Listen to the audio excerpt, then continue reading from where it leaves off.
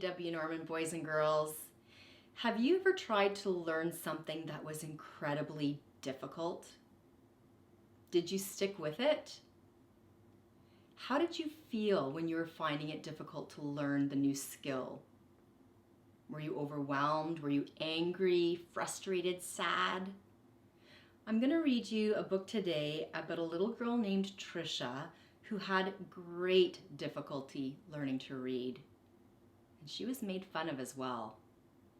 But one day she met someone who changed her life and believed in her. This story is called Thank You, Mr. Falker, and it's written by Trisha. Trisha grew up learning to love stories. Her parents passed stories down through the generations, and she in turn ended up doing that as well. Trisha has written more than 115 books and has illustrated them as well.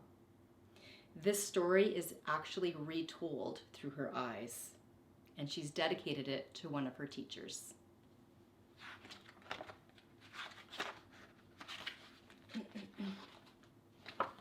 Thank you, Mr. Falker. To George Falker, the real Mr. Falker, you will forever be my hero.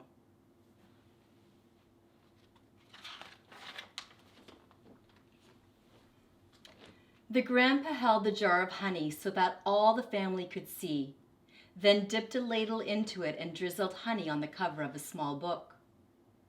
The little girl had just turned 5. "Stand up, little one," he cooed.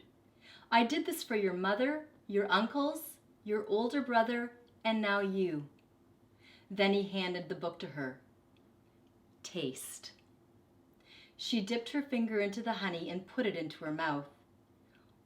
"What is that taste?" the grandma asked. The little girl answered, "Sweet." Then all the family said in a single voice, "Yes, and so is knowledge. But knowledge is like the bee that made that honey sweet. You have to chase it through the pages of a book."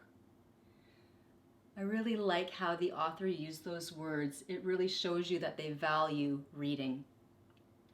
The little girl knew that the promise to read was hers at last. Soon she was going to learn to read.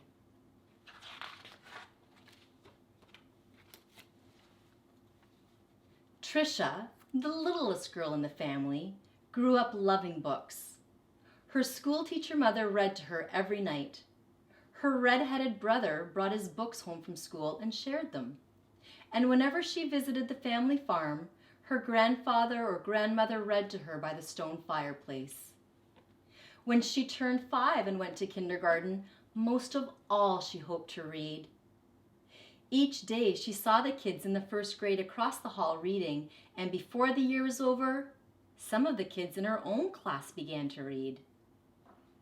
Not Trisha. Still, she loved being at school because she could draw.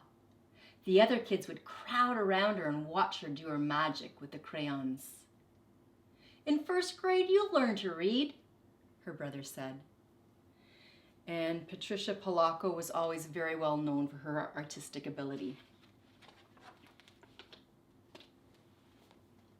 When you infer or you make an inference, you're not specifically told in words how someone might be feeling. You can infer based on illustration sometimes. So if you were to look at Trisha here, how do you infer she's feeling right now? In 1st grade, Trisha sat in a circle with the other kids. They were all holding Our Neighborhood, their first reader, sounding out letters and words. They said, "Be, be," "Oi, boy," and "La, la," look. The teacher smiled at them when they put all their sounds together and got a word right. But when Trisha looked at a page, all she saw were wiggling shapes. And when she tried to sound out words, the other kids laughed at her. "Trisha, what are you looking at in that book?" they'd say. "I'm reading," she'd say back to them. But her teacher would move on to the next person. Always when it was her turn to read, the teacher had to help her with every single word. And while the other kids moved up into the second reader and third reader, she stayed alone in our neighborhood. Trisha began to feel different. She began to feel dumb.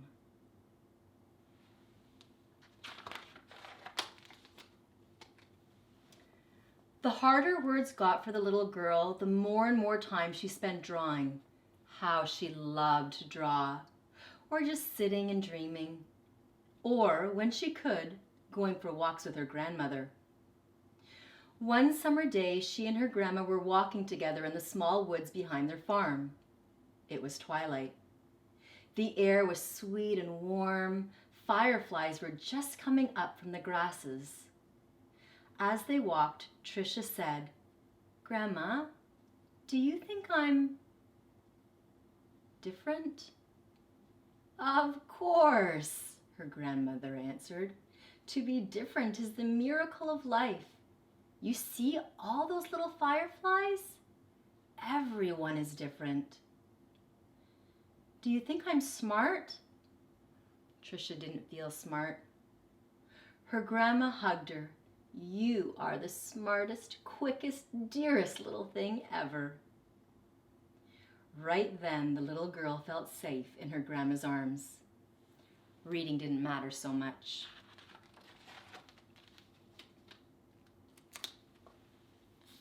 Trisha's grandma used to say that the stars were holes in the sky. They were the light of heaven coming from the other side. And she used to say that someday she would be on the other side, where the light comes from. One evening they lay on the grass together and counted the lights from heaven. "You know," her grandma said, "all of us will go there someday. Hang on to the grass or you'll lift right off the ground, and there you'll be." They laughed and they both hung onto the grass.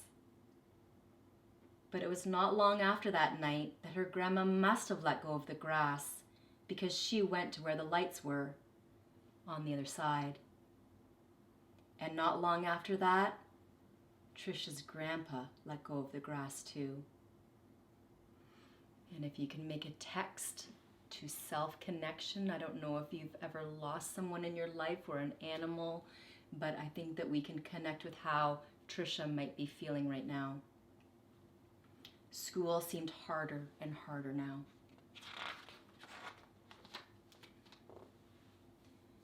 Reading was just plain torture. When Sue Ellen read her page or Tommy Bob read his page, they read so easily that Trisha would watch the top of their heads to see if something was happening to their heads that wasn't happening to hers. And numbers were the hardest thing of all to read. She never added anything right. "Line the numbers up before you add them," the teacher would say. But when Trisha tried, the numbers looked like a stack of blocks, wobbly and ready to fall down. She just knew she was dumb. Then one day her mother announced that she had gotten a teaching job in California, a long way from the family farm in Michigan.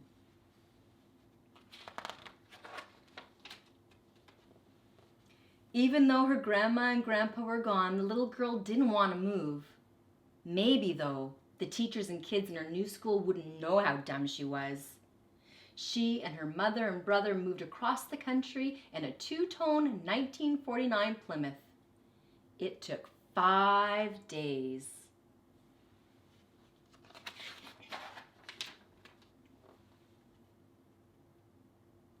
But at the new school, it was the same. When she tried to read, she stumbled over the words. The cat ran. She was reading like a baby in the 3rd grade. And when her teacher read along with them and called on Trisha for an answer, she gave the wrong answer every time. "Hey, dummy," a boy called out to her on the playground. "How come you're so dumb?" Other kids stood near him and they laughed. Trisha could feel the tears burning in her eyes. How she longed to go back to her grandfather's farm in Michigan.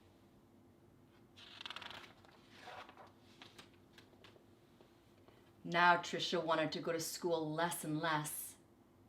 "I have a sore throat," she'd say to her mother, or "I have a stomach ache." She dreamed more and more and drew more and more, and she hated, hated, hated school. Then, when Trisha started 5th grade, the school was all abuzz. There was a new teacher. He was tall and elegant.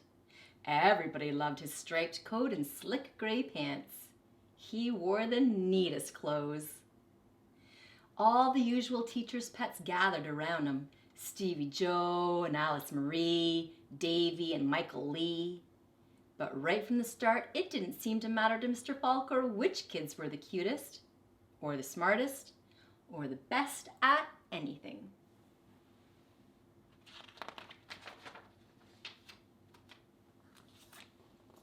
Mr. Falker would stand behind Trisha whenever she was drawing and whisper, "This is brilliant, absolutely brilliant. Do you know how talented you are?" When he said this, even the kids who teased her would turn around in their seats and look at her drawings. But they still laughed whenever she gave the wrong answer. Then, one day, she had to stand up and read, which she hated. She was stumbling through a page in Charlotte's Web, and the page was going all fuzzy when the kids began to laugh out loud. Mr. Falker, in his plaid jacket and his butterfly tie, said, "Stop! Are all of you so perfect that you can look at another person and find fault with her?" Have you ever had someone stick up for you in that way? That would be a text-to-self connection. That was the last day anyone laughed out loud or made fun of her. All except Eric. He had sat behind Trisha for 2 whole years, but he seemed almost to hate her. Trisha didn't know why. He waited by the door of the classroom for her and pulled her hair. He waited for her on the playground, leaned in her face and called her Toad. Trisha was afraid to turn any corner for fear Eric might be there. She felt completely alone. The only time she was really happy was when she was around Mr. Falker. He let her erase the blackboards. Only the best students got to do that. He patted her on the back whenever she got something right, and he looked hard and mean at any kids who teased her.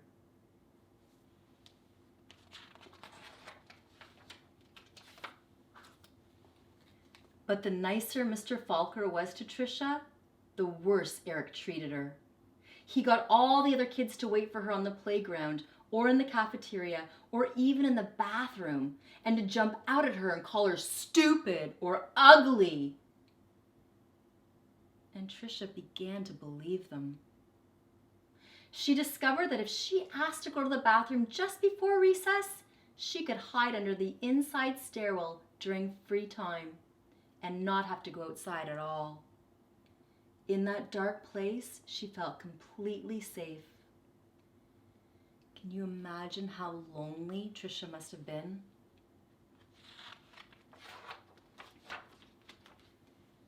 But one day at recess, Eric followed her to her secret hiding place.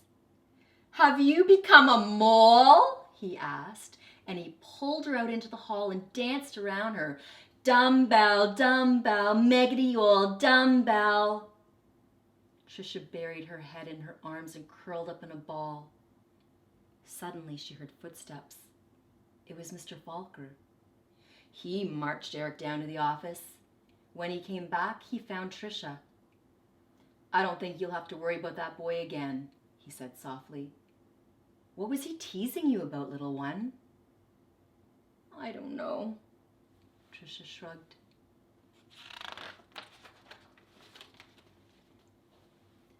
Trisha was sure Mr. Falker believed that she could read.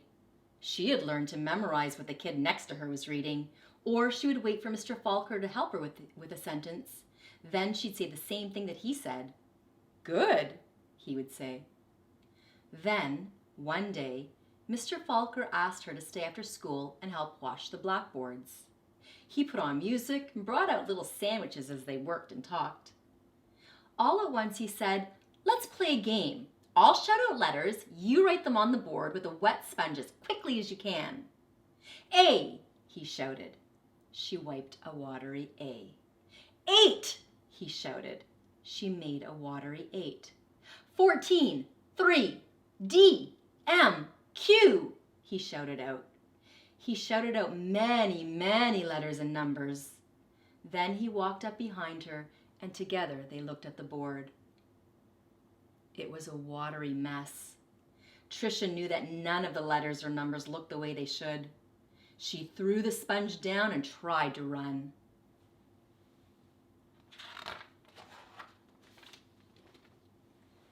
But Mr. Falker caught her arm and sank to his knees in front of her. "You poor baby," he said. "You think you're dumb, don't you? How awful for you to be so lonely and afraid." She sobbed. "But little one, don't you understand? You don't see letters or numbers the way other people do. And you've gotten through school all this time and fooled many, many good teachers." He smiled at her. "That took cunning and smartness and such bravery." Then he stood up and finished washing the board. "We're going to change all that, girl. You're going to read, I promise you that."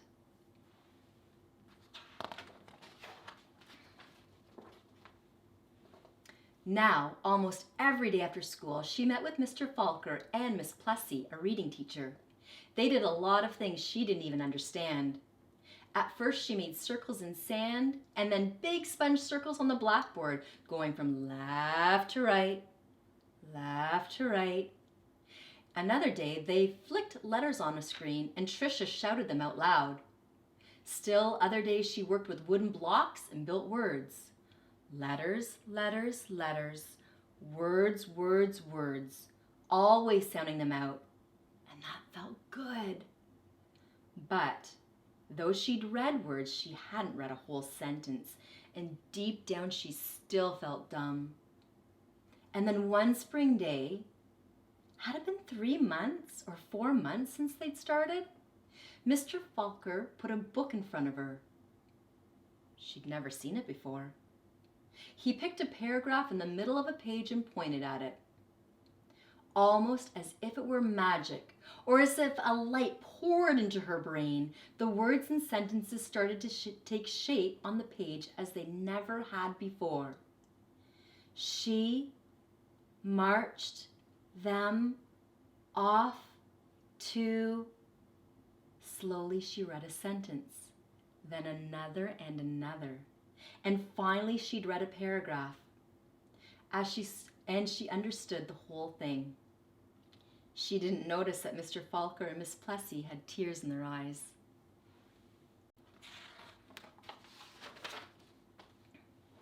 That night, Trisha ran home without stopping to catch her breath.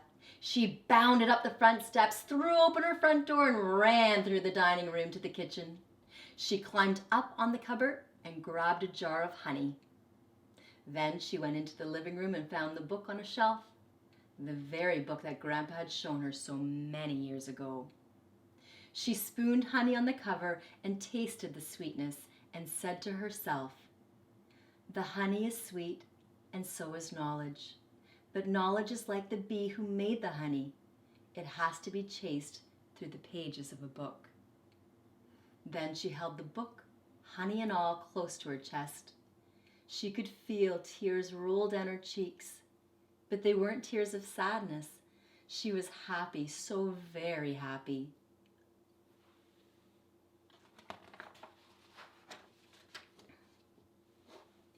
The rest of the year became an odyssey of discovery and adventure for the little girl. She learned to love school. I know, because that little girl was me, Patricia Polacco. I saw Mr. Falker again some 30 years later at a wedding. I walked up to him and introduced myself. At first, he had difficulty placing me. Then I told him who I was and how he had changed my life so many years ago. He hugged me and asked me what I did for a living. "Why, Mr. Falker?" I answered. I make books for children. Thank you, Mr. Falker. Thank you. And I just think that this is such a great mentor text for talking about perseverance. And Trisha shows us perseverance, never giving up, fighting, working hard, despite the difficulties and despite her seeming failures. I hope you enjoyed that book. See you again soon.